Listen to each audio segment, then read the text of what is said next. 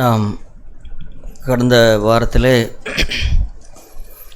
பழைய ஏற்பாட்டிலிருந்து 3 மனிதர்களை நாம் தியானித்து கொண்டிருக்கிறோம். ஒன்று மோசே, 2வது யோசுவா, 3வது சாமுவேல். இதில் கடந்த வாரத்திலே நாம் மோசையை பற்றி நாம் பார்த்தோம். ஏன் இவைகளெல்லாம் நாம் பார்க்க வேண்டும் அப்படின்னு சொன்னால், 2 வசனங்களை உங்களுக்கு காண்பிக்கிறேன். ரோமர் 15ஆம் அதிகாரத்திலே, ரோமர் 15ஆம் அதிகாரம்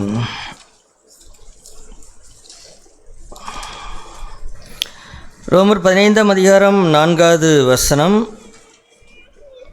தேவ வசனத்தினால் உண்டாகும் பொறுமையினாலும் ஆறுதலினாலும் நாம் நம்பிக்கையுள்ளவர்களாகும்படிக்கு முன்பு எழுதியிருக்கிறவைகளெல்லாம் நமக்கு போதனையாக எழுதியிருக்கிறது. பழைய ஏற்பாடு எதற்காக அப்படின்னா, தேவனுடைய வார்த்தையினாலே நமக்கு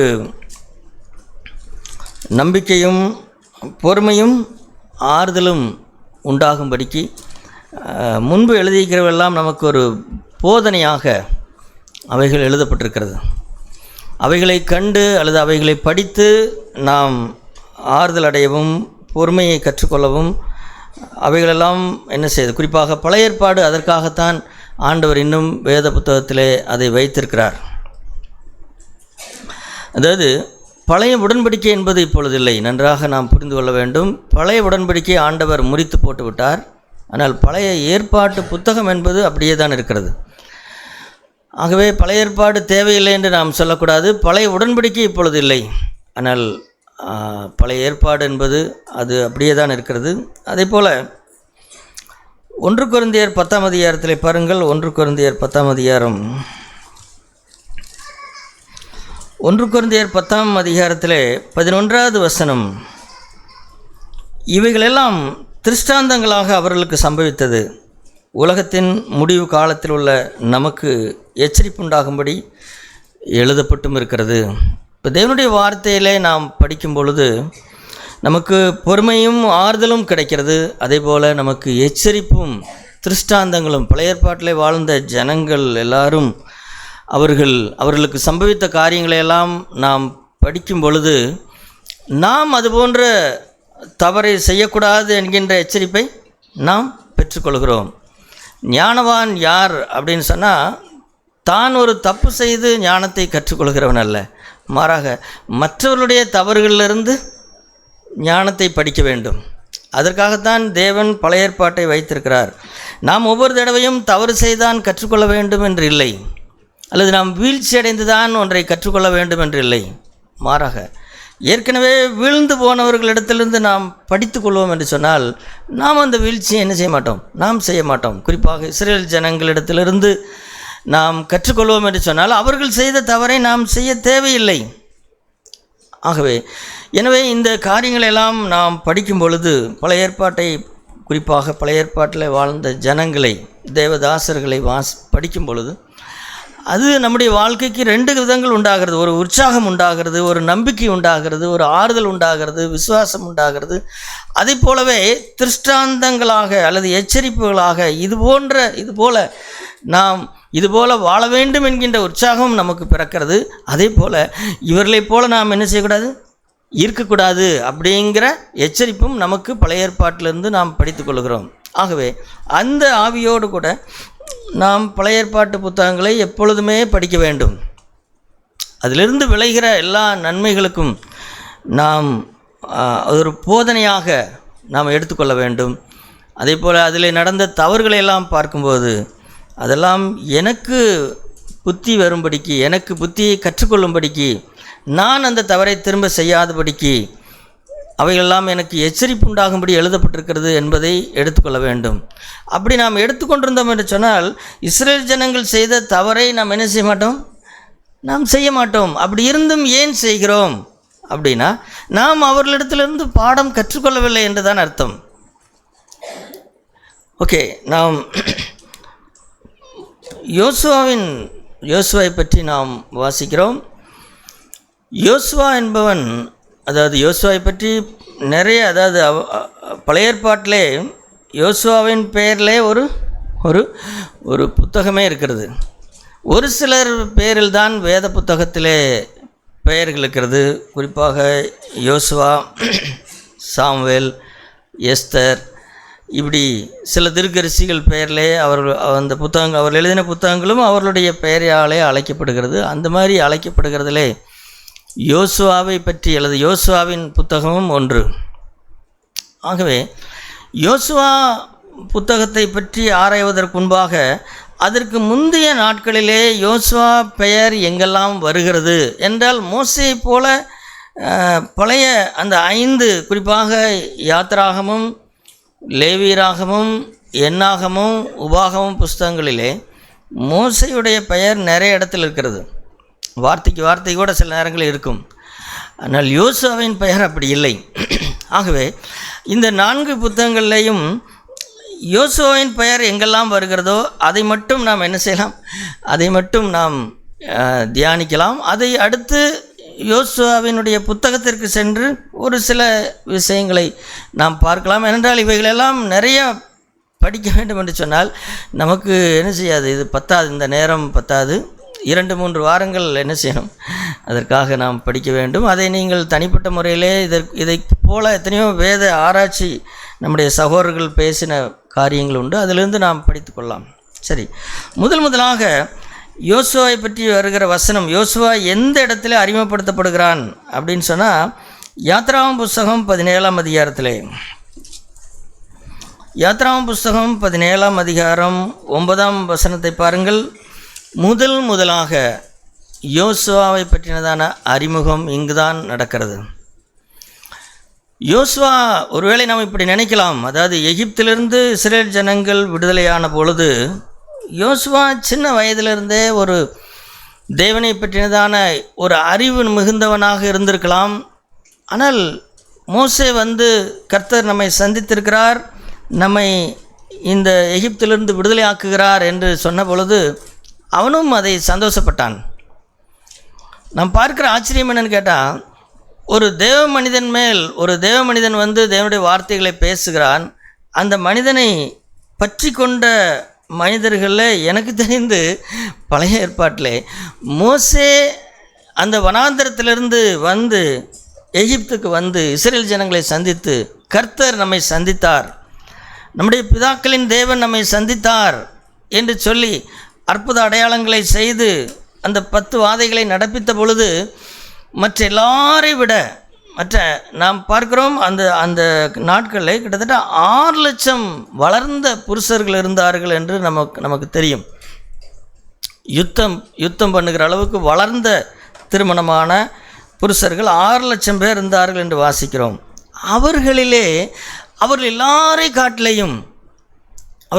காட்டிலையும் ஒரு மனிதன் ஒரு தேவ மனிதன் வந்திருக்கிறான், அவனோடு கூட தேவன் பேசுகிறார், அவர் மூலமாக அநேக காரியங்களை செய்கிறார் என்று பார்த்த பொழுது அதை பிடித்து கொண்ட மனிதன் எனக்கு தெரிந்து வேறு யாருமே எனக்கு தெரியல. எனக்கு தெரிந்த ஒரே ஒரு மனிதன் யார்? யோசுவா தான். சகோதரர்களே, சில விஷயங்களை யோசுவா எப்படிப்பட்டவன் அப்படின்னு கேட்டால், ஒரு 2ஆம் தலைமுறை மனிதன் என்று சொல்லலாம். இப்போ நாமும் கூட அப்படி தான் இருக்கிறோம். நாமும் கூட நான் என்னை பற்றி அப்படி தான் எண்ணிக்கொண்டிருக்கிறேன். அதாவது தேவன் சில நேரங்களில் சில சத்தியங்களை, குறிப்பாக இப்போ மோசேயோடு கூட தேவன் என்ன செய்தார், நேரடியாக பேசி அவரை அழைத்து அவர் மூலமாக பலத்த கிரியைகளை செய்து இஸ்ரேல் ஜனங்களை விடுவித்தார். இப்போது இதே மாதிரி தான் தேவன் என்னோடும் பண்ண வேண்டும், என்னோடும் பேச வேண்டும், என்னோடும் தனிப்பட்ட முறையிலே என்னோடு கூட இப்படி தான் இருக்க வேண்டும் அப்படின்னு சொல்லி யார் எதிர்பார்க்க வேண்டியதில்லை? யோசுவா எதிர்பார்க்க வேண்டியதில்லை. நாம் செய்கிற தவறு அப்படி தான். இன்றைக்கு நிறைய கிறிஸ்தவ ஊழியர்களும் செய்கிற தவறு அப்படி தான்.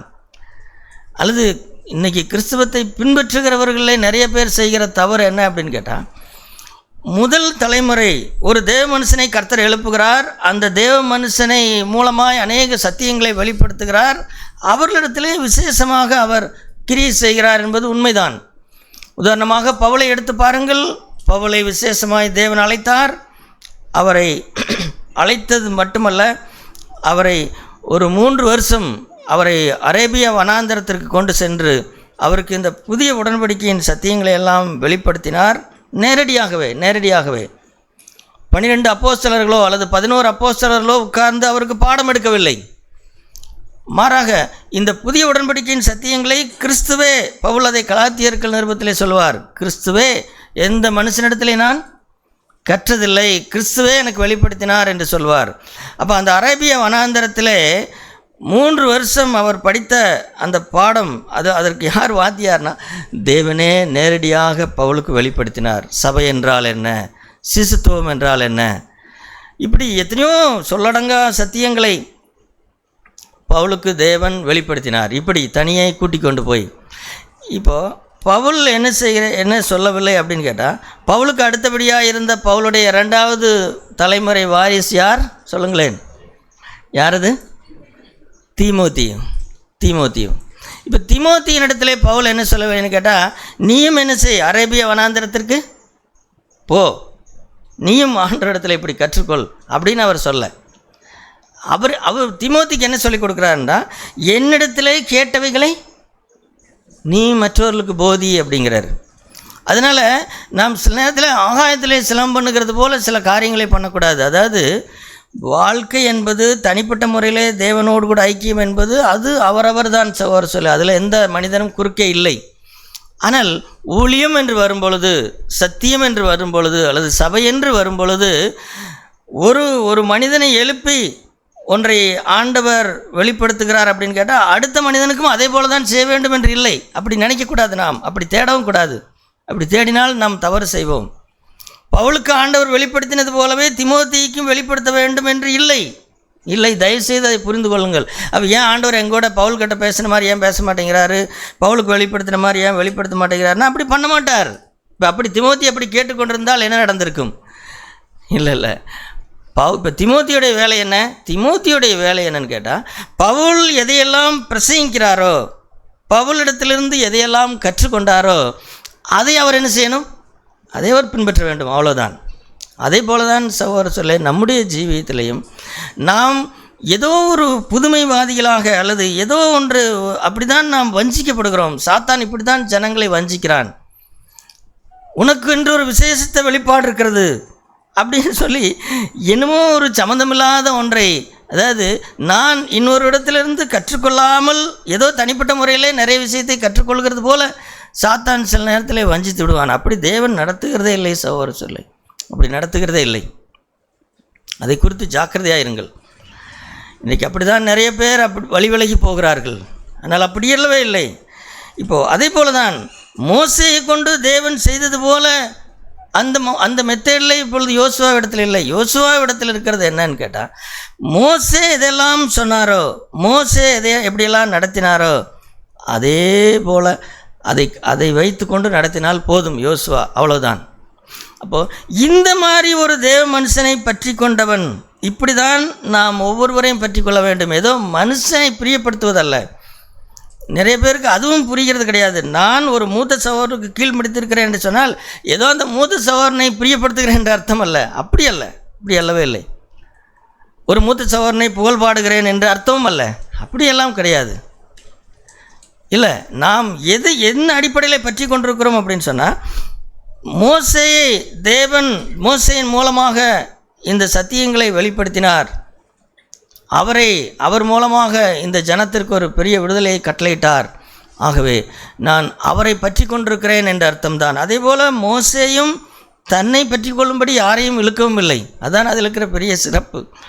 ஒரு தடவை மோசேயின் இடத்துல வந்து எல்லாரும், பாளையத்தில் இருக்கிற எல்லாரும் திருக்கரிசனம் சொல்லுகிறார்கள், அவர்களை தடை பண்ண வேண்டும் என்று சொல்லும் பொழுது மோசே சொல்லுவார், எல்லார் பேர்லையும் ஆண்டவர் திருக்கரிசன ஆவி வைத்தால் நலமாயிருக்கும் என்று சொன்னார். ஆகவே மோசேயும் தன் பக்கம் யாரையும் இழுத்து கொள்ளவில்லை. தன் பக்கம் யாரையும் இழுத்து கொள்ளாத ஒரு மூத்த சகோதரனை நீங்கள் கண்டால் அந்த சகோதரனோடு கூட சேர்ந்து கொள்ளுங்கள். அது தவறல்ல. நான் அப்படி தான் நினைக்கிறேன். நான் வெளிப்பாடு நான் பெற்றிருக்கிறது அப்படி தான். நான் ஏதோ எனக்கு பெரிய இது இருக்குது அப்படின்னால நான் சொல்ல மாட்டேன். எனக்கு மேலே இருக்கிற சகோதரர்கள் என்னத்தை கற்றுக் கொடுத்தார்களோ, என்னத்தை பிரசங்கித்தார்களோ அதை நான் செய்கிறேன், அவ்வளோதான். வேறு ஒன்றும் நான் செய்யவில்லை. அதில் எனக்கு எந்த விதமான இதுவும் இல்லை. அப்போ அந்த மாதிரி நான் சொன்ன இந்த முறையில் மோசேயை இறுக பிடித்து கொண்ட மனிதன் அல்லது மோசேக்கு உதவியாக இருந்த ஒரு மனிதன் யார் அப்படின்னு கேட்டால் யோசுவா தான். யோசுவாவை தவிர வேறு யாரும் அப்படி இருந்த மாதிரி தெரியல. ஆரோன் கூட அப்படி இல்லை. ஆரோன் ஒரு ஸ்பீக்கர் மாதிரி. மோசே சத்தம் கம்மியாக பேசுவார். அவருக்கு தான் பேசுகிறக்கு வாய் கூச்சமாக இருக்கிறனால அவர் மெல்ல பேசுவார். ஆரோன் என்ன செய்வார்? அப்போல்லாம் இந்த மாதிரி ஸ்பீக்கரெல்லாம் கிடையாது. அதனால் ஆரோன் அதை சத்தமாய் பேசுவார், அவ்வளோதான். ஆனால் யோசுவாவை போல மோசேனுடைய அடிச்சுவடுகளை, தேவன் மோசேன் மூலமாய் செய்த அடிச்சுவடுகளை பிடித்து கொண்டு அவரோடைய கூட இருந்த மனிதன் யோசுவா தான். சகோதரர்களே, நாமும் அப்படி தான் இருக்க வேண்டும். ஒரு சபை என்பது அப்படி தான் கட்டப்படுகிறது. சபை என்பது அப்படி தான் கட்டப்படுகிறதே தவிர எல்லாரும் தன்னிச்சையாக ஏதோ ஒன்று பண்ணி கொண்டிருக்கிறது அல்ல. இல்லை, அப்படி இல்லை. ஆகவே அந்த உருவகத்தோடு நாம் முதலாக ஆரம்பிப்போம். முதலாக யோசுவாவுக்கு வந்த கட்டளை என்ன? அந்த 16ஆம் அதிகாரத்தில், யாத்திராகம புஸ்தகம் 17ஆம் அதிகாரம் 9வது வசனம். என்ன வசனம்? அப்பொழுது மோசே யோசுவாவை நோக்கி, நீ நமக்காக மனிதரை தெரிந்து கொண்டு புறப்பட்டு அமலேக்கோடு கூட யுத்தம் பண்ணு. நாளைக்கு நான் மலை உச்சியிலே தேவனுடைய கோலை என் கையிலே பிடித்து கொண்டு நிற்பேன் என்றான். முதலாக சகோதரர்களே, இஸ்ரேல் ஜனங்கள் எகிப்திலிருந்து வரும் பொழுது அவங்க பாட்டுக்கு அவங்க வழியில் போயிட்டுருக்கிறாங்க. இந்த அமலேக்கியருக்கு அவர்களை போய் இவர்கள் ஒன்றும் செய்யவே இல்லை. ஆனால் வம்புக்குன்னு போனாங்க. வம்புக்குன்னு சகோதரர்களே, தேவன் தம்முடைய ஜனங்களை யாருக்கும் இடைஞ்சலாமல் போக வேண்டும் என்று தான் எப்பொழுதும் சொல்லுவார். அப்படி அவர்கள் பாட்டுக்கு அவங்க போயிட்டுருக்கிறாங்க. இவங்க வம்புக்குன்னு போகிறாங்க. வம்புக்குன்னு அமலேக்கியர்கள் யார் அப்படின்னு கேட்டால் சாத்தானால் அபிஷேகிக்கப்பட்ட ஜனங்கள். வம்புக்குன்னு போய் அவர்களோடு கூட யுத்தம் பண்ண போகிறாங்க. அதனால் இப்போ இந்த நேரத்தில் இஸ்ரேல் ஜனங்கள் இப்பொழுதுதான் வெளியில் வந்திருக்கிறாங்க. கையில் என்னங்க பட்டயம் இருக்கும்? அவங்க என்ன இராணுவத்தில் இருந்தால் வந்தாங்க? இல்லை, என்னத்தையோ ஒன்று கையில் தூக்கிட்டு வந்திருப்பாங்க. அப்படி இருக்கிற நேரத்தில் வெளியிலே கால்நடையாய் நடந்து வருகிற அந்த மனுஷரிடத்தில் என்ன பலம் இருக்கும்? ஒரு பலமும் இல்லை. எல்லாம் ஏற்கனவே நடந்து சோர்ந்திருக்கிற நேரத்தில் திடீர்னு யுத்தம் பண்ண வந்து விட்டான் அமலேக்கியன். அப்போ இப்போ ஜனங்களுக்கு என்னன்னு கேட்டால், இப்போ தான் பாருங்கள், ஒரு மோசே இப்படிப்பட்ட சூழ்நிலையில் யாரை கூப்பிடுகிறார்? யோசுவா நமக்காக யுத்தம் பண்ணு அப்படின்னு சொல்லி பாருங்கள். அந்த கொஞ்ச காலத்துக்குள்ளாக யோசுவாவிடத்திலே மோசே வைத்த நம்பிக்கை பாருங்கள். சபையை சகோதரர்களே அப்படி நேசிக்க வேண்டும். சபை என்றால் என்ன? சபை என்றால் இப்போ மோசே சொல்லிக் கொடுக்குறார் பாருங்கள். யோசுவா, நீ என்ன செய்? நமக்காக மனிதரை தெரிந்து கொண்டு யுத்தம் பண்ணு அப்படின்னு சொல்லி சபையை சகோதரர்களே அப்படி நேசிக்க வேண்டும். நம்முடைய சொந்த குடும்பத்தை விட, நம்முடைய சொந்தக்காரர்களை விட, நம்முடைய உறவினர்களை விட, நம்முடைய நண்பர்களை விட எல்லாரை காட்டிலையும் சபை என்ன செய்யணும்? சபையை தான் அதிகமாக நேசிக்க வேண்டும். சில பேர் ஏதாவது புத்திமதி சொன்னால், ஏதாவது அவர்களை திருத்தினால் சபை விட்டு போய்விடுகிறார்கள். இது என்னென்னு எனக்கு புரியல. அப்போ அத்தனை நாளும் இந்த சபையை குறித்து உன்னுடைய எண்ணம் என்ன? இந்த குடும்பத்தை குறித்து உன்னுடைய எண்ணம் என்ன? இந்த குடும்பம் உனக்கு ஏதோ வந்து போகிற குடும்பமா அப்படின்னா எனக்கு இதிலெல்லாம் ஆச்சரியமில்லை சகோதரர்களே. தனக்கானதை தேடுகிறவர்கள், தங்களுடைய மகிமையை தேடுகிறவர்கள், அவர்கள் இந்த சபையை குறித்து அக்கறைப்பட மாட்டார்கள். அவர்களுக்கு ஏதாவது வருத்தம் வந்தால் உடனே சபை விட்டு போய்விடுவார்கள். இப்படிப்பட்ட மனிதர்களை பற்றி நான் பேசவில்லை. ஆனால் யோசுவா அப்படிப்பட்ட மனிதன் அல்ல. பாருங்கள், ஒருபுறம் அப்பொழுதுதான் எகிப்தை விட்டு வெளியிலே வந்திருக்கிற ஜனங்கள் பெரிய யுத்த வீரர்கள் அல்ல. ஆனால் எப்படியாவது நம்ம காப்பாற்றணுமே, எப்படியாவது ஜனங்களை காப்பாற்றணுமே அப்படின்னு சொல்லும் பொழுது யாரை அனுப்புகிறான் அப்படின்னு நினைக்கும் போது யாரை அனுப்புகிறார்? யோசுவா. அந்த மாதிரி சபைக்காக தன்னை அர்ப்பணித்தவர்கள், சபைக்காக தியாகம் செய்கிறவர்கள், சபைக்காக எதையும் கொடுக்கிறவர்கள், அவர்களுக்கு பெரிய பிரசங்கம் பண்ண தெரியாட்டி பரவாயில்ல சகோதரர்களே, ஆராதனை நடத்த தெரியாவிட்டால் பரவாயில்லை. இல்லை, அப்படிதான் மோசே யோசுவாவை தெரிந்து கொள்கிறார். அப்போ யோசுவாவினிடத்தில் இருக்கிற அந்த அந்த அந்த நல்ல ஆவியை பாருங்கள். தேவ ஜனத்திற்கென்று தேவன் ஏற்படுத்தின ஒரு மனிதனை சார்ந்து கொள்கிறான், அவனை பிடித்து கொள்கிறான், அவனுக்கு கீழ்ப்படிந்திருக்கிறான். தேவனுடைய ஜனங்களுக்கு ஒரு ஆபத்து வரும்பொழுது முன்னாடி என்ன செய்கிறான்? முன்னாடி போகிறான். இப்போ மோசே சொல்லுகிறார், நீ போ யோசுவா, நீ பயப்படாதே, போ. நான் என்ன பண்ணுறேன்னு சொன்னால், நான் என்ன செய்கிறேன்? மலையின் மேலே மலைக்கு நான் போகிறேன். மலைக்கு போய் என்னுடைய கைகளை உயர்த்தி நான் என்ன செய்ய போகிறேன்? நான் ஜெபிக்க போகிறேன் அப்படின்னு சொல்லி சொல்ல முதலாக கீழ்ப்படிந்து தேவ ஜனங்களுக்காக போகும் பொழுது என்ன நடக்கிறது என்பதை யோசுவா முதல்ல கண்டுகொள்கிறார். அங்கே மலையிலே மோசே ஜெபிக்கிறார். அவர் கைகளை உயர்த்தும் பொழுது என்ன செய்கிறார்கள்? இஸ்ரேல் ஜனங்கள் மேற்கொள்கிறார்கள். கைகளை தாளவிடும் பொழுது அமலேக்கியர் மேற்கொள்கிறார்கள். இதை யோசுவா அந்த படையில் இருந்தபோதே பார்த்தார். அந்த போருக்கு மத்தியிலே இந்த வித்தியாசத்தை பார்த்தார். என்னது, நாங்கள் ஜெயிக்கிறோம் அப்படின்னு ஒரு மாதிரி இருக்கிறது, அப்புறம் தோற்கிறோங்கிற மாதிரி இருக்குது, என்ன நடக்கிறது அப்படின்னு யோசுவாவுக்கு முதல்ல புரியவில்லை. ஆனால் என்ன நடந்தது உண்மையிலே? மோசேயினாலே மலையின் மேலே கைகளை ரொம்ப நேரம் உயர்த்தி வைக்க முடியவில்லை. அதனால் கீழே கையை விட்டபோது அவர்கள் அமலேக்கியர் ஜெயித்தார்கள். இதை பார்த்த ஆரோனும் ஊரும் என்பவர்கள் ஒரு கல்லை போட்டு மோசே உட்கார வச்சு அவங்க 2 பேரும் ஆளுக்கு ஒரு பக்கம் கையில் என்ன செஞ்சிட்டாங்க? மோசையோட கைகளை பிடித்துக்கிட்டாங்க. அதனால் கடைசி வரைக்கும் இஸ்ரேல் ஜனங்கள் ஜெயித்தார்கள். அப்புறம் திரும்பி வந்து யோசுவா கேட்டிருப்பார், என்ன நடந்தது? திடீர்னு காட்சி மாறிச்சே, திடீர்னு இப்படி நடந்தேன்னு கேட்டால், இல்லை, மலையில் நான் கைகளை உயர்த்தின பொழுது அப்போ அங்குதான் சகோதரர்களே யோசுவா ஜெபத்தின் வல்லமையை கண்டார். தேவன் தம்முடைய ஜனங்களுக்காக யுத்தம் பண்ணுவார். ஆனால் அந்த யுத்தம் எப்படிப்பட்டது? ஜெபத்தின் மூலமாகத்தான். அதனால தான் சகோதரர்களே, யாரெல்லாம் உண்மையாய் சபையை நேசிக்கிறார்களோ அவர்கள் எந்த தியாகத்தையும் தங்களுடைய உயிரையும் துச்சமாக வைத்து போவார்கள் முன்பாக. அதே போலவே சபையை நேசிக்கிறவர்கள் சபைக்காக அந்தரங்கத்தில் என்ன செய்வார்கள்? ஜெபம் பண்ணுவார்கள். முந்தி போராடி கொண்டிருக்கிறவர்களை, யுத்த களத்திலே முன்னாடி நிற்கிற சகோதரிகளுக்காக இவர்கள் அந்தரங்கத்திலே, மோசே பாருங்கள், மோசே அந்தரங்கத்திலே மலையின் மேலே செய்தது என்ன? ஜெபம்தான். ஆகவே சபை உண்மையாய் நேசிக்கிறவனாய் இருந்தால் சபையில் இருக்கிறவர்களுக்காக, ஊழியக்காரர்களுக்காக, தேவனுடைய பணியிலே முன்னாடி நிற்கிறவர்களுக்காக மன்றாடி ஜெபம் பண்ணுவார்கள்.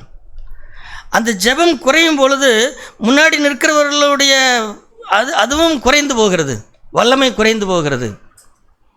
இப்படி இல்லைன்னு சொன்னால் சகோதரர்களே, பவுல் அப்படியெல்லாம் ஜெபிக்க கேட்டிருக்க மாட்டார். அவர் எல்லா பரிசுத்தவான்களுக்கும் என்ன செய்யுங்கள்? விடாப்பிடியாக தீர்மானமாக ஜெபத்திலே உறுதியாய் தரித்திருங்கள் அப்படின்னார். சகோதரர்களே, ஜெபம் என்பது அவ்வளவு முக்கியம்.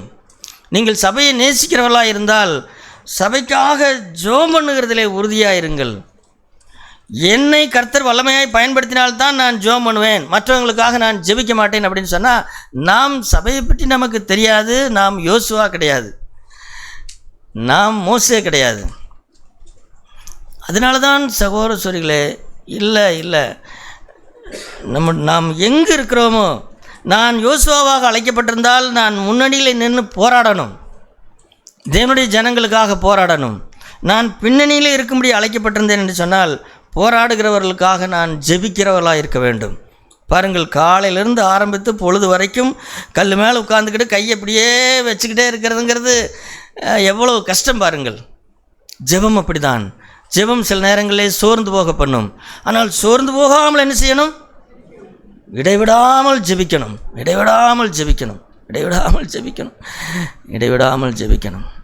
சரி, ரெண்டாவது நாம் பார்க்கிறது என்ன அப்படின்னு கேட்டால், இந்த யோசுவா இடத்துல இருக்கிற ரெண்டாவது அவனை பற்றி வாசிக்கிற ஒரு இடம் எதுன்னு கேட்டால், யாத்திராகமம் புஸ்தகம் 33ஆம் அதிகாரம். யாத்திராகமம் புஸ்தகம் 33ஆம் அதிகாரம் 11வது வசனத்தை பாருங்கள். யாத்திராகமம் 33:11. ஒருவன் தன் சிநேகிதனோடு பேசுவது போல கர்த்தர் மோசையோடு முகமுகமாய் பேசினார். பின்பு அவன் பாளையத்திற்கு திரும்பினான். அடுத்த வரிதான் யோசுவாவை பற்றி எழுதியிருக்கிற வரி. என்ன வரி?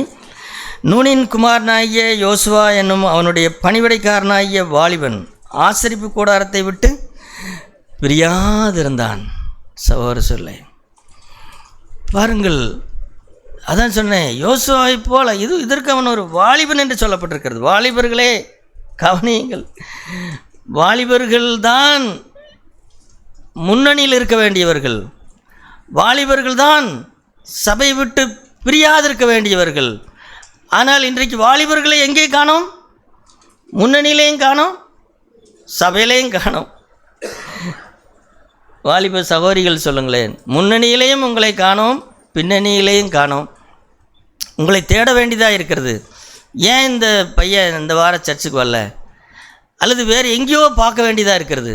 வேறு எங்கேயோ இருக்க வேண்டியவன் எங்கே இருக்கிறான்? எங்கேயோ இருக்கிறான். ஆசரிப்பு கூடாரத்தை விட்டு பிரியாது இருக்க வேண்டிய மனிதன் வேறு எங்கேயோ சுற்றி கொண்டிருக்கிறான். அது எனக்கு ஆச்சரியமாக இருக்கிறது. வேறு எங்கேயோ சுற்றி கொண்டு என்னத்தையோ பார்த்து கொண்டு என்னத்தையோ ரசித்து கொண்டிருக்கிறதை பார்க்கும் பொழுது யோசுவா பாருங்கள், அதாவது அந்த காலகட்டத்தில் என்ன நடந்ததுன்னா சகோதர சொல்லு, இஸ்ரேல் ஜனங்கள் பாவம் செய்தார்கள், பொன் கன்று குட்டியை செய்து பாவம் செய்தார்கள். அதனால் ஆண்டவர் சொல்லிட்டாரு, முதல்ல ஆண்டோடைய விருப்பம் என்னன்னு கேட்டால், உங்கள் மத்தியில் தான் நான் இருப்பேன் அப்படின்னு சொல்லி அவரே ஆசைப்பட்டு தனக்கு ஒரு கூடாரத்தை போடுங்க, அந்த கூடாரமும் இஸ்ரேல் ஜனங்களுக்கு மத்தியில் தான் இருக்கும்னு சொல்லி ரொம்ப ஆசையாக வீடு கட்டினாங்க. இதை கட்டுங்கன்னு சொல்லி கேட்டார் அவர். ஆனால் வீட்டை கட்டிவிட்டு பார்த்தால் இந்த ஜனங்கள் பண்ணுகிற கூத்து இருக்கிறதே, இவர்கள் பண்ண அட்டகாசம், பொன் கன்றுக்குட்டியை யார் மத்தியிலே நான் இருப்பேன் என்று அவர் வாஞ்சித்தாரோ அவரையே புறக்கணித்து தள்ளிவிட்டார்கள். நீ எங்கள் தெய்வம் அல்ல, இந்த பொன் கன்றுக்குட்டி தான் எங்களுடைய தெய்வம் என்று சொல்லி அந்த நல்ல தேவனை புறக்கணித்து தள்ளினார்கள். அதனால் ஆண்டவர் சொல்லிவிட்டார், எப்பா நான் உங்கள் மத்தியிலே வாசம் பண்ணுவதற்கு எனக்கு ஒரு கூடாரத்தை போடுன்னு சொன்னது உண்மைதான். ஆனால் இப்போ இனிமேல் என்னால் உங்கள் மத்தியில் என்னால் இருக்க முடியாது. அதனால் நான் என்ன செய்ய போகிறேன், என்னுடைய கூடாரத்தை பிரித்து மோசே என்ன செய்தார் அப்படின்னா, அங்கே அந்த வசனத்தை பாருங்கள், 33ஆம் அதிகாரம் 7ஆம் வசனம். மோசே கூடாரத்தை பெயர்த்து, சரி முதல்ல எங்கே இருந்தது சகோதர சொல்ல, இந்த விவரங்களை எல்லாம் நீங்கள் நன்றாக மனதிலே வைத்துக் கொள்ளுங்கள். இது நம்ம தேவனை பற்றினதான ஒரு நல்ல சத்தியங்கள். முதல்ல இந்த கூடாரம் எங்கிருந்தது? இஸ்ரேல் ஜனங்களுடைய 12 கூடாரத்திற்கு மத்தியிலே நடுவாக அவர் இருந்தார். ஆனால் இப்போ அவரால் இருக்க முடியல. அதனால் மோசே என்ன செய்தார்னா, கூடாரத்தை பெயர்த்து அதை பாளையத்திற்கு புறம்பே தூரத்தில் போட்டான். ஊர் இங்கே இருக்குது, காடு, ஊருக்கு வெளியிலலாம் காடுங்க, மொட்டை காடுங்க அப்படின்னு சொல்கிற மாதிரி ஊருக்கு மத்தியிலே வீட்டை கட்டாமல், ஊருக்கு மத்தியில் கோயில் இருக்காமல், இப்போ ஆண்டவர் என்ன செய்கிறாருன்னு கேட்டால், ஊருக்கு வெளியிலே காட்டுக்குள்ளே அங்கே கொண்டு தான் என்ன செய்கிறார், தன்னுடைய கூடாரத்தை போட சொல்கிறார். மோசே கொண்டு அங்கே என்ன செய்கிறார், அங்கே போடுறாரு. ஆண்டவருடைய சன்னிதானத்திற்கு செல்ல வேண்டும் என்று சொன்னால் இனி வெளியில் போகணும், காட்டுக்கு நடந்து போகணும், அங்கே போகணும், அங்கே யாரும் இருக்க மாட்டாங்க. அங்கே கொண்டே போடுகிறார். ஆண்டவர் இவர்களை விட்டு வெளியிலே போயிட்டார். அது ஒரு வேறு பாடம், அது நம்ம இப்பொழுது படிக்கவில்லை. ஆனால் இப்பொழுது என்ன அப்படின்னா, இப்போ நாம் பார்க்குற ஆச்சரியம் என்னன்னு கேட்டால், எல்லாரும் கோயிலுக்கு போயிட்டு வந்துடுறாங்க. எல்லாரும் ஏதோ ஆசரிப்பு கூடத்திற்கு போய் பார்க்கணுன்னு போகிறவங்கெல்லாம் போய் நடந்து போயிட்டு பார்த்துட்டு திரும்பி வீட்டுக்கு வந்துடுறாங்க. மோசேயும் கூட போய் பார்த்துட்டு எங்கே வந்துட்டார், தன்னுடைய வீட்டுக்கு வந்துட்டார். ஆனால் யார் வரல? யோசுவா. ஏன் வரல? ஆண்டவரே உம்முடைய கூடாரம் இங்கே இருக்கிறதல்லவா, நான் அதை எப்படி ஆண்டவரே பிரிந்து போவேன், நான் அதை பிரிய மாட்டேன் ஆண்டவரே. ஏன்னா அங்கே யாருமே கிடையாது. இப்போ ஊருக்குள்ளே இருந்தாவது யாராவது பார்த்துக்கிட்டு இருப்பாங்க. தனி காட்டுக்குள்ளே கூடாரம் இருக்கிறது, அங்கே யாருங்க பார்க்குறது? அவரவர் போனால் சாமி கும்பிட்டோமா, கிளம்பப்பா போகலாம், டிவி பார்க்கலாம் போகலாம் அப்படின்னு சொல்லிட்டு எல்லாம் போயிட்டாங்க. அல்லது மட்டன் எடுத்துருக்கிறா போய் செஞ்சு சமைப்போம், போதும் சர்ச்சில் இருந்தது போதும் அப்படின்னு சொல்லிட்டு கிளம்பி எல்லோரும் வந்துட்டாங்க. மோசையும் வந்து விட்டார். மோசே வந்து விட்டார். ஆனால் யார் வரல? யோசுவா வரல. அவன் என்ன நினைத்தான்? ஆண்டவரே எல்லாரும் போயிட்டாங்க, நானும் போயிட்டா எப்படி ஆண்டவரே? நான் உம்முடைய சபை விட்டு என்ன செய்ய மாட்டேன்? நான் பிரிய மாட்டேன், நான் பிரிய மாட்டேன், நான் அங்கேயே இருப்பேன் அப்படின்னு இருந்தார் சகோதரர் சொல்ல. அவர் வந்து சரீர பிரகாரமாக அப்படி நினைத்தாரோ அல்லது தேவனை நினைத்தாரோ நமக்கு தெரியல. ரெண்டுமே நினைத்திருப்பார். ஒன்று, இந்த ஆசரிப்பு கூடாரத்தை நான் பாதுகாக்க வேண்டும், இதற்கு ஒரு காவல்காரனாய் ஒரு வாட்ச்மேனாய் நான் இருக்க வேண்டும் என்று நினைத்திருந்தாரோ, அல்லது ஆண்டவரே உமது மகிமை, மோசே மத்தியானம் வந்தபோது உமது மகிமை மேகத்தை போல இறங்கி இங்கே வந்து தங்கி இருந்ததே, அப்படின்னா நான் இங்கே இருப்பேன் ஆண்டவரே.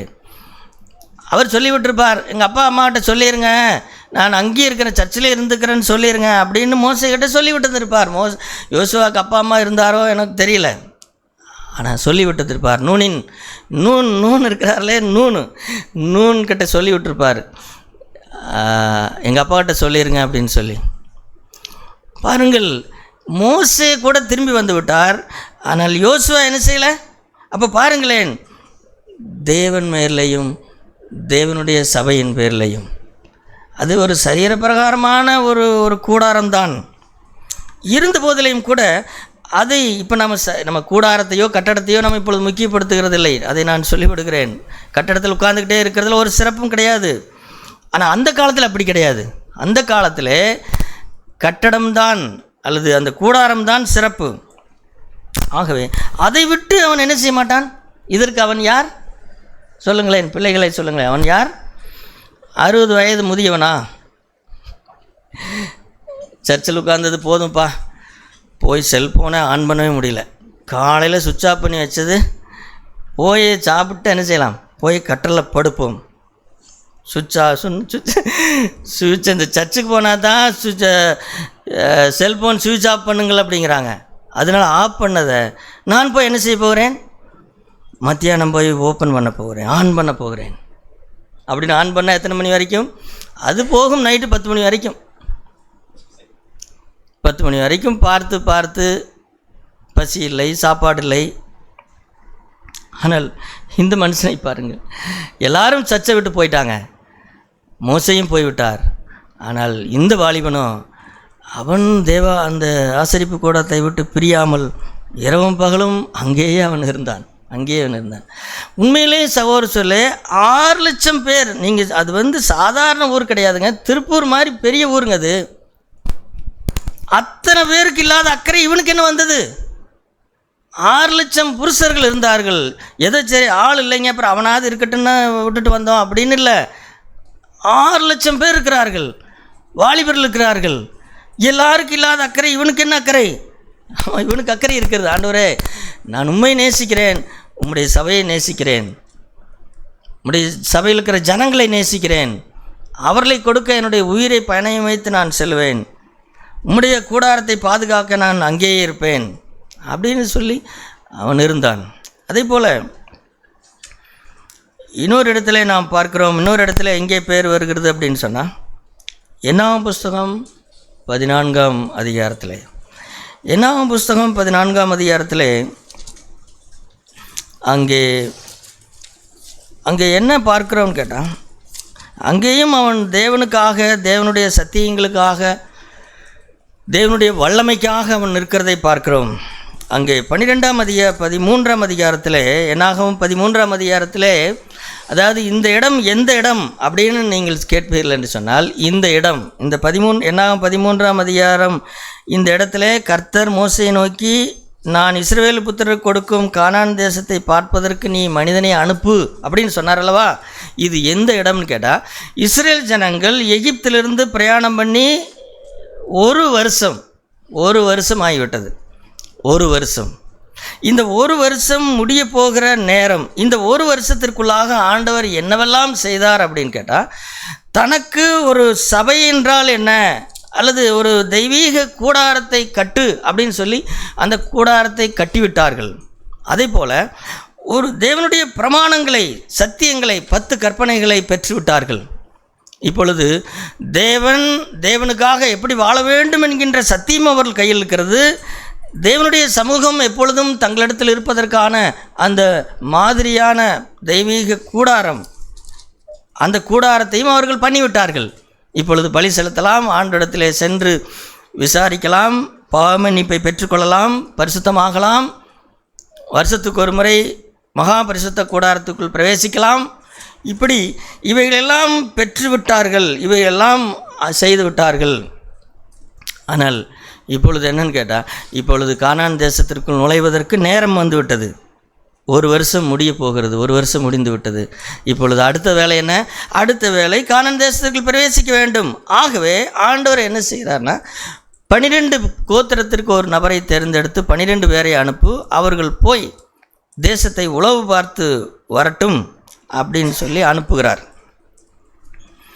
எதற்காக அப்படின்னு கேட்டால், இவர்கள் அது ரெண்டையும் பார்க்க வேண்டும், அங்கே இருக்கிற நன்மையும் பார்க்க வேண்டும், தீமையும் பார்க்க வேண்டும் என்பதற்காகத்தான்.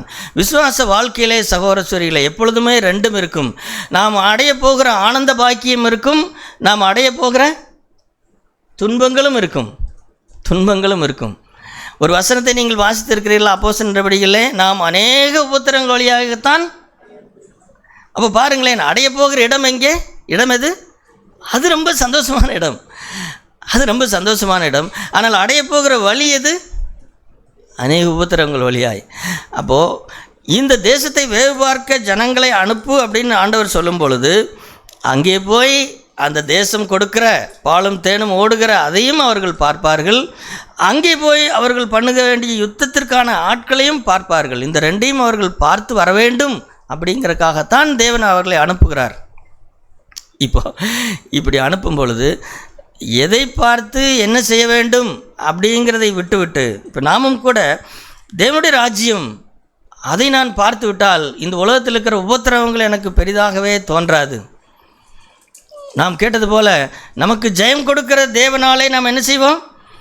எல்லாவற்றையும் ஜெயித்து நான் முன்னாடி போவேன் அப்படிங்கிற அந்த ஜெயம் கொடுக்குற ஆண்டவர் நம்மளோடு இருக்கிறார் அப்படின்னு சொல்லக்கூடியவர்களாக இந்த 12 பேரும் இருந்தார்களான்னு கேட்டால், போய் பார்த்ததெல்லாம் நன்றாகத்தான் பார்த்தார்கள். 40 நாள் உட்கார்ந்து சுற்றி பார்த்து அங்கே இருக்கிற மாதுளம்பழம், திராட்சைப்பழம், அதெல்லாம் சாதாரண பழம், நம்ம ஊர் பழங்களை போல இல்லை. ஒரு சொல்ல, ஒரு திராட்சை கொலையை வெட்டி அது ஒரு கம்பில் கட்டி 2 பேர் தோளில் வச்சு தூக்கிட்டு வந்தாங்க. அப்போ அது எவ்வளோ பெருசாக இருக்குன்னு தெரியுங்களா?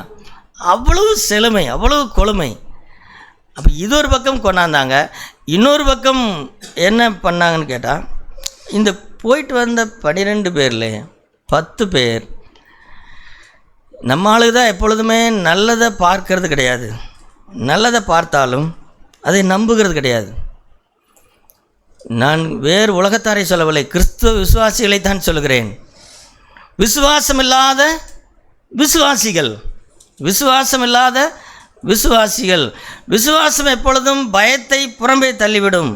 ஆனால் இவர்களோ விசுவாசம் இல்லாதபடினாலே பயந்து நடுங்கினார்கள். அங்கே நாங்கள் பார்த்ததெல்லாம் அவங்க நெட்டையராக இருக்கிறாங்க, அப்படி இருக்கிறாங்க, இப்படி இருக்கிறாங்க. எப்போ யாராகத்தான் இருந்த என்ன, யாராக இருந்த என்ன? இந்த கடந்த 1 வருஷத்துக்குள்ளே நடந்த விஷயத்தெல்லாம் நீ பார்த்துருக்கிறியா இல்லையா? கடந்த 1 வருஷத்துக்குள்ள நடந்தது என்ன? ஈர்ப்பு களவாய் ஆகிய எகிப்திலிருந்து கர்த்தர் நம்மை விடுதலையாக்கவில்லையா? ஓங்கிய புயத்தினாலும் பலத்தினாலும் தன்னுடைய பராக்கிரமத்தினாலும் கர்த்தர் நம்மை விடுதலையாக்கி வந்தாரே. இந்த 1 வருஷம் நடந்த விஷயங்கள்லாம் திரும்பி பார்த்தாலே இவைகளெல்லாம் ஒன்றும் கிடையாதே அப்படின்னு யோசிக்க தவறிவிட்டார்கள். சகோதரர் சொல்ல, தேவன் நம்முடைய வாழ்க்கையிலே கடந்த காலத்திலே செய்த அற்புதங்களை, அடையாளங்களை தயவு செய்து மறந்து விடாதிருங்கள். அது மறந்து போவது மிக மிக எளிது. அதை மறந்துவிட்டு இப்பொழுது கண்ணெதிரே இருக்கிற விஷயங்களை பெரிதாக பார்க்கிற ஒரு நிலைக்குள் நாம் போய்விடக்கூடாது. இந்த 10 பேரும் அப்படி தான் பார்த்தார்கள். 10 பேரும் பார்த்ததும் இல்லாமல் வந்து ஜனங்களுக்குள்ள துர்ச்செய்தி பரப்ப ஆரம்பித்தார்கள். எப்பா, உனக்கு விசுவாசம் இல்லை, உன்னால் ஜெயிக்க முடியலன்னா வாயை மூடிட்டு கம்முன்னு இரு. சில பாவங்களை என்னால் ஜெயிக்க முடியலையா, உன்னால் ஜெயிக்க முடியலையா, நீ அமைதியாரு. ஆனால் நீ ஒன்றும் போய் யாருக்கு விளக்கம் சொல்ல வேண்டியது. அதெல்லாங்க இந்த உலகத்தில் இப்படியெல்லாம் இருக்க முடியும்னு நினைக்கிறீங்களா? அதெல்லாம் கஷ்டங்க, அதெல்லாம் கஷ்டங்க அப்படின்னு சொன்னால், இந்த மனுஷனை ஏதாவது ஒரு டேப்பை போட்டு வாயை ஒட்டலாமா இல்லையா? இந்த சகோதரியுடைய வாயை ஒட்டணுமா இல்லையா? துர்ச்செய்தி பரப்ப ஆரம்பித்தார்கள் சகோதர சொல்லை. அதாவது உண்மை உலகை சுற்றி வரும் முன் பொய் என்ன செய்யணும், ஊரை சுற்றி வந்து விடுமா என்னமோ ஒரு பழமொழி சொல்லுவாங்க. அது சரியாக சொல்ல தெரியல எனக்கு. அந்த மாதிரி சகோதர சொல்ல இவங்க 10 பேரும் போய் எல்லாருக்கிட்டையும் பேச ஆரம்பித்தாங்க. முழு திருப்பூர் நகரத்துக்குள்ளேயும் ஒரு செய்தியை பரப்ப ஆரம்பித்தாங்க. வாட்ஸ்அப்பில் பரப்புகிற மாதிரி பரப்புனாங்க. அது பரவி பரவி பரவி பரவி எல்லாருக்குள்ளும் பயம் உண்டாயிற்று. இந்த உலகத்தில் ஜெயங்கொள்கிற வாழ்க்கை சாத்தியம் கிடையாது. பாவத்தை பாலியச்சையை ஜெயிப்பது சாத்தியமில்லை. கோபத்தை ஜெயிப்பது சாத்தியமில்லை. பண ஆசையை ஜெயிப்பது சாத்தியமில்லை. மனுஷனுடைய பாரம்பரியங்களை ஜெயித்து வாழ்வது சாத்தியமில்லை. நாம் எல்லாரையும் பிரியப்படித்தான் வாழ வேண்டும். இப்படி திருமணம் செய்வது சாத்தியமில்லை. இப்படி எத்தனையோ விஷயங்களில் பேசி பேசி பேசி கெடுத்தார்கள். ஆனால் அந்த நேரத்தில் இல்லை இல்லை இல்லை இல்லை இல்லை, தேவன் நம்மோடு இருந்தால் நாம் ஜெயிக்க முடியும், தேவன் நம்மோடு இருந்தால் ஜெயிக்க முடியும் அப்படின்னு சொன்னது யார்? 2 பேர். அதில் யார்? முதலாவது யார்? யோசுவா. சோறு சொல்ல சத்தியத்திற்காக அப்படி நில்லுங்கள், கோழைகளாக நிற்காதிருங்கள். முதுகெலும்புடையவர்களாக இருக்கணும். நாம முதுகெலும்புடையவர்களாக இருக்கணும். அநேகர் திருமணம் பேசும்போது, வரதட்சணை பற்றி பேசும்போது முதுகெலும்பு இல்லாத கோழைகளாக இருக்கிறார்கள் அநேக வாலிபர்கள்.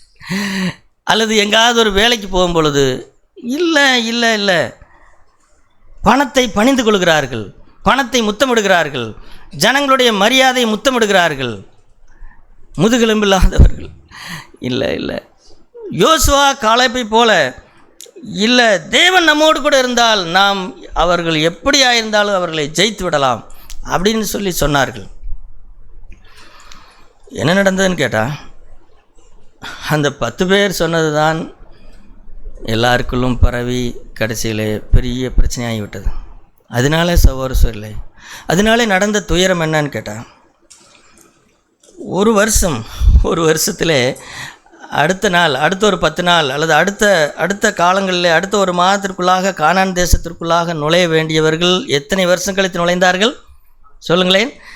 40 வருஷங்கள். அடுத்த 39 வருஷங்கள் அவர்கள் தேசத்தை சுற்றி பார்த்த 40 வருஷங்களுடைய கணக்கின்படி ஆண்டவர் என்ன செய்து விட்டார்னா, என்னை விசுவாசிக்காமல் இது வரைக்கும் 10 முறை என்னை பரீட்சை பார்த்தார்கள். 1 முறை 2 முறை அல்ல, 10 முறை என்னை பரீட்சை பார்த்த இந்த 6 லட்சம் புருஷர்கள் யாரும் அதிலே போக மாட்டார்கள். அவர்கள் சாகும் வரைக்கும் 39 வருடங்கள் நீங்கள் இந்த வனாந்தரத்தையே சுற்றித் திரியுங்கள். எங்கே வந்த பிறகு, எல்லைக்கு வந்த பிறகு, எல்லையிலே வந்து நின்ற பிறகு தான் ஆண்டவர் சொல்லுகிறார், திரும்பி போங்கள் அப்படிங்கிறார். ஆண்டவரே என்னங்கப்பா, இல்லை நீ சகோதர சொல்லி, அதனால தான் சொல்கிறேன், அவிசுவாசம் என்பது கொடிய பாவம். நீங்கள் மற்ற எல்லா பாவத்தை விட அவிசுவாசம் என்பது கொடிய பாவம். தேவன் தம்மை தேடுகிறவர்களுக்கு பலனளிக்கிறார் என்பதை என்ன செய்யணும்? முழு இருதயத்தோடு கூட நம்பணும். நம்மை சுற்றி அடிக்கடி நெருக்கி நிற்கிற பாவம் என்ன? அவிசுவாசம்தான். நீங்கள் யோசித்து பாருங்கள், உங்களுக்கு எத்தனை கவலைகள் வருகிறது, எத்தனை போராட்டங்கள் வருகிறது, எத்தனை காரியங்கள் வருகிறது. அப்பொழுதெல்லாம் நாம் அதிகமாக எதிலே சோதிக்கப்படுகிறோம்? அவிசுவாசத்தினால்தான் சோதிக்கப்படுகிறோம். இல்லை, தேவன் செய்வார், தேவன் எங்களோடு இருந்தால் இது நடக்கும் அப்படிங்கிற அந்த விசுவாசம் போய்விட்டது. ஆகவே ஆண்டவர் என்ன செய்தார்னு கேட்டால், ஒரு வருஷத்தில் போய் சேர வேண்டிய இடத்திற்கு அடுத்தது எத்தனை வருஷம்? 39 வருஷம் அந்த வனாந்தரத்தை சுற்றினார்கள். ஏன் 39 வருஷம்? ஏனென்றால் இந்த இந்த இந்த அவிசுவாசத்தினாலே பிடிக்கப்பட்ட இந்த 6 லட்சம் புருஷர்களும் சாக வேண்டும். அதனால் அருமையான சகோதர சொல்லை, ஒரு மிகப்பெரிய எச்சரிப்பை கற்றுக்கொள்ளுங்கள். கிறிஸ்து வாழ்க்கையிலே நுழைந்து விட்டு அதற்கப்புறம் நான் விசுவாசத்திலே முன்னேறி செல்லவில்லை என்று சொன்னால், பாருங்கள் என்ன நடந்ததுன்னு கேட்டால், இந்த பழைய ஏற்பாட்டில் நடந்த மிகப்பெரிய சம்பவம். ஆனால் அது இன்னும் நிறைய பேருக்கு தெரியல. நிறைய பேருக்கு தெரிந்தெல்லாம் செங்கடல் ரெண்டாய் பிளந்ததும் எரிகோ மதில் விழுந்ததும் தான் நிறைய பேர் அதை பற்றி விவரமாய் பேசுகிறார்கள். நம்முடைய சின்ன பிள்ளைகள் எல்லாருக்கும் கூட தெரியும். ஆனால் எல்லாருக்கும் தெரியாத ஒரு விஷயம் ஒன்று இருக்கிறது சகோதர சொல்ல. அது என்ன தெரியுமா? 6,00,000 நீங்கள் என்னாகும் புஸ்தகம் 1ஆம் அதிகாரத்தை வாசித்து பாருங்கள். அதில் முதலாக தேவன் என்ன சொல்லுவார்? அதில் இருக்கிறவங்க 6,03,150 பேரை என்னமோ இருப்பாங்க. இப்போது என்ன நடக்குன்னு கேட்டேன். நான் திருப்பூருக்கு வந்தபோது 6,30,000 பேர் இருந்தாங்க அப்படின்னு சொல்லும் பொழுது, இப்போது ஒரு ஊரை எடுத்துக்கொள்ளுங்களேன், ஒரு ஜனக்கூட்டத்தை எடுத்துக்கொள்ளுங்கள், ஒரு நகரத்தை எடுத்துக்கொள்ளுங்கள். ஏனுங்க 40 வருஷத்தில் 6,00,000 பேர் செத்தாங்கன்னா அதை நீங்கள் யோசித்து பாருங்கள். திருப்பூரில் அப்படி நடந்திருக்குதா? நடக்கலையே. இப்போ இடுவாயை எடுத்துக்கொள்ளுங்கள். நான் இந்த ஊருக்கு 35 வருஷங்கள் ஆகிவிட்டது. ஏதோ கொஞ்சம் பேர் செத்துருக்குறாங்க. நான் வந்தபோது இருந்தவர்கள் இப்பொழுது இல்லை. ஆனால் இந்த மாதிரி ஒரு ஜனக்குறைவு, இந்த மாதிரி செத்து போனவர்கள், இந்த மாதிரி ஜனம் குறைந்து போனது என்பது எந்த சரித்திரத்திலையும் நடக்காத ஒன்று. இன்றைக்கும் உபத்திரம் வருகிறது, துன்பம் வருகிறது, மழை வருகிறது, வெள்ளம் வருகிறது, ஜனங்கள் சாகத்தான் செய்கிறார்கள். ஆனால் 6,00,000 புருஷர்கள் செத்து போனதை இந்த பழைய ஏற்பாட்டிலே பதியப்பட்டிருக்கிறது. எது நிமித்தம் அப்படின்னு கேட்டால், சரி, இந்த விஷயத்தில் அந்த அத்தனை ஜனங்களில் மீதியாக இருந்தவர்கள் எத்தனை பேர்? 2 பேர். இதில் ஆச்சரியம், நாம் பார்த்த ஆச்சரியம்னு கேட்டால், யார் இல்லை? மோசே இல்லை, ஆரோன் இல்லை, மிரியாமும் இல்லை. இவர்களும் இதே பிரச்சனை தான். மோசேயை தேவன் சகோதரர்களே பாருங்கள், மோசே செய்த ஊழியத்தின் பலனை அவரே ருசி பார்க்க முடியவில்லை. ஒரு ஊழியம் செய்கிறோம், அந்த ஊழியத்தினுடைய பலனை ருசி பார்க்குவதற்கு முன்பாகவே நான் செத்து போய் விடுகிறேன். மோசே அப்படி தான் இறந்தார். ஏனென்றால் இஸ்ரேல் ஜனங்கள் 10 முறை தேவனை பரீட்சை பார்த்தார்கள். மோசே எத்தனை தடவை பார்த்தார்? ஒரே ஒரு தடவை பார்த்தார். தேவனோடு கூட நெருங்கி இருப்பது என்பது சாதாரணமான விஷயம் அல்ல சகோதர சொல்லே. நான் தேவனோடு கூட நெருங்கி இருக்கிறேன் என்று நீங்கள் சொல்வது உண்மையானால் ஒவ்வொரு விஷயத்தை குறித்தும் ஜாக்கிரதையாக இருங்கள். மற்றவர்களைப் போல நீங்கள் செய்யக்கூடாது. மற்றவர்கள் செய்யலாம், நீங்கள் செய்யக்கூடாது. மற்றவர்கள் செல்ஃபோனில் இதை பார்க்கலாம், நீங்கள் பார்க்கக்கூடாது. மற்றவர்கள் டிவியில் இதை பார்க்கலாம், நீங்கள் பார்க்கக்கூடாது. ஏனென்றால் நான் தேவனுக்கு ஊழியம் செய்கிறேன். எனக்கு மற்றவர்களுக்கு 10 முறை ஆண்டவர் தருணம் கொடுப்பார். எனக்கு எத்தனை தருணம் கொடுப்பார்? ஒரே ஒரு தருணம். மோசே ஒரே ஒரு தடவை தேவனுக்கு கீழ்ப்படியவில்லை. ஆகவே இந்த கானான் தேசத்துக்குள்ளாக அவர் போகலை, மிரியாம் போகலை, ஆரோன் போகலை. ஆனால் யார் போனார்கள்? யோசுவா, காலேப் போனார்கள். அதனால் சகோதரர்களே பாருங்கள், இது எவ்வளவு பெரிய எச்சரிப்பை பாருங்கள். ஒரு 39 வருஷம் கழிந்து 6,00,000 ஜனங்களை காணோம் அப்படிங்கிறது எவ்வளோ பெரிய விஷயம் தெரியுமா? ஆனால் அதை அவ்வளவு சீரியஸாக நாம் எடுப்பது கிடையாது. நாம் எடுப்பதெல்லாம் ஏதோ செங்கடல் 2ஆய் பிளந்தது, இதுதான் அதுதான் சொல்கிறோம். ஆனால் விசுவாசம் இல்லாத தேவனிடத்திலே விசுவாசம் இல்லாத அந்த ஜனங்களாலே அல்லது வெற்றி வாழ்க்கைக்குள்ளாக, கானான் தேசம் என்பது பரலோகம் அல்ல. கானான் தேசம் என்பது அது நம்முடைய மாம்சத்தை ஜெயித்து வாழ்கிற வாழ்க்கை. நம்முடைய மாம்சத்திலே எத்தனையோ அரக்கர்கள் உண்டு சகோதர சொல்ல. ஏனாக்கியர் உண்டு, கானானியர் உண்டு, அசுத்தமானவர்கள், நெட்டையானவர்கள், குட்டையானவர்கள், அசுத்தமாய் நடக்கிறவர்கள், அவர்கள் நம்முடைய மாம்சத்தில் இருக்கிறார்கள். இந்த மாம்சத்தை ஜெயித்து ஜெயித்து ஜெயித்து வாழ்கிறதான் கானான் தேசத்தின் வாழ்க்கை. ஆனால் இந்த வாழ்க்கையை அனுபவிக்காமல் அவர்கள் செத்து போனார்கள். அந்த மாதிரி நம்முடைய வாழ்க்கையில் ஆகிவிடக்கூடாது. அதற்கு ஒன்று தான் சகோதர சொல்லே, உங்களுக்கு வீடு கட்டுவதற்கு விசுவாசமில்லை என்றால் கவலைப்படாதிருங்கள், அல்லது வேலை கிடைப்பதற்கு விசுவாசமில்லை என்றால் கவலைப்படாதிருங்கள். ஆனால் பாழி இச்சையை நான் ஜெயித்தே தீருவேன்.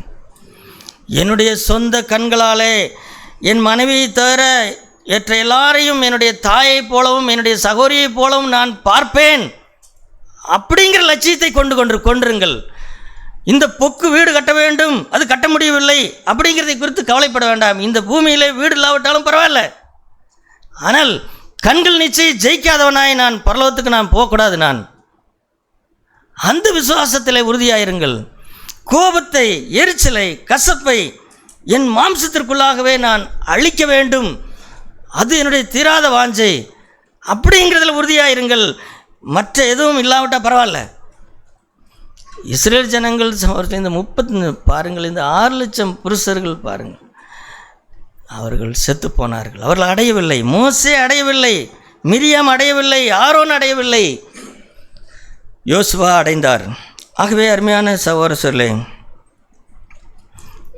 மீதி காரியங்களை எனக்கு இப்பொழுது முடிக்கவில்லை. ஆகவே மீதி விஷயங்களை அடுத்த வாரம், யோசுவாவை பற்றி அடுத்த வாரம் கொஞ்சம் நாம் பார்க்கலாம். தேவன் நமக்கு உதவி செய்வாராக.